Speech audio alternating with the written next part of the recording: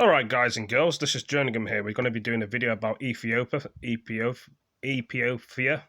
army.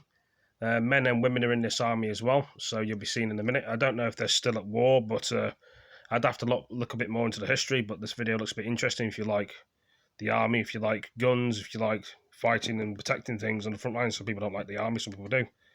Some people don't like the army because you kill people in the army. Not everyone likes that, but it's up to you guys and girls to decide if you like this sort of thing. So this is Ethiopia, about 2020. Well, I know it's a while back and we're in 2021, but it's always good to look at things in history, like World War One and Two. But if the Ethiopian army has achieved a glorious victory in the state of Tigray, there was little sign of it on state television. Instead, we saw images of troops operating behind the front line, one day after their Prime Minister, Abiy Ahmed, declared the mission an unqualified success. A number of small-scale celebrations were captured on social media. Here, pro-government militiamen wave their weapons in western Tigray, and a government spokesman said the capital, Mekelle, had been taken with a minimum of fuss.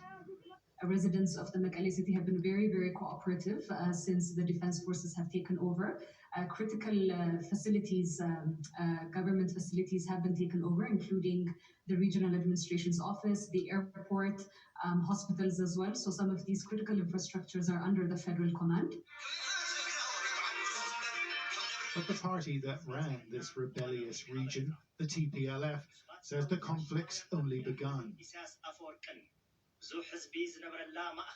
We want lovers and haters to know that for all the damage that's been caused, we will retaliate. This conflict has caused a humanitarian crisis. Tens of thousands have been displaced, with many seeking sanctuary in neighboring Sudan. But it could turn into a catastrophe.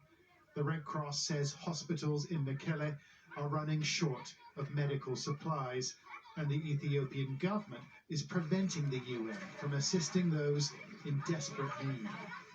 The great difficulty and the great concern is that we still have no access to people in need. So one strong appeal that we've put out for the federal authorities in Ethiopia is to grant the access. We've heard talk about humanitarian corridors, access. That's all good, but we need to see concrete action there. And has action been taken? Very limited so far. The UN says 100,000 Tigrayans may flee to Sudan, but this country is barely able to care for them. It already hosts 1 million refugees from right across Africa.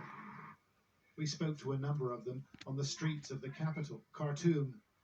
Some said they've been stranded here for years. We are tired. We don't get any support, health care. We don't have any health care. Our children, they're in the road, no education, no protection. So we are tired. That's why we decide to camping here for durable solution. Individuals and families sleep outside the office of the UN's refugee agency, a sort of protest come appeal for permanent relocation. 22-year-old Munageta has spent her whole life as a refugee. You cannot go to school, especially for me and for us. We can't go to school. We got to teach ourselves, and our parents have to teach us also. So it's really difficult. You can't. I can't have friends. I never had any friends all my life. I can't have. It's only my parents and my sisters are my friends. So no friends, no social life.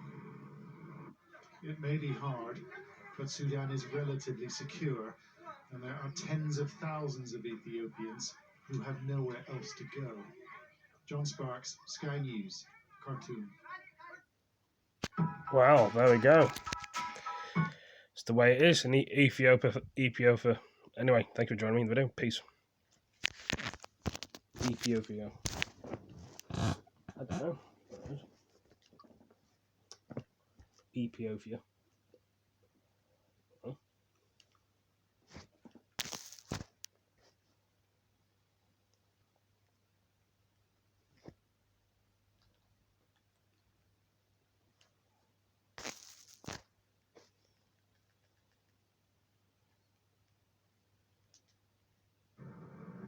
Sky News, is the first media organization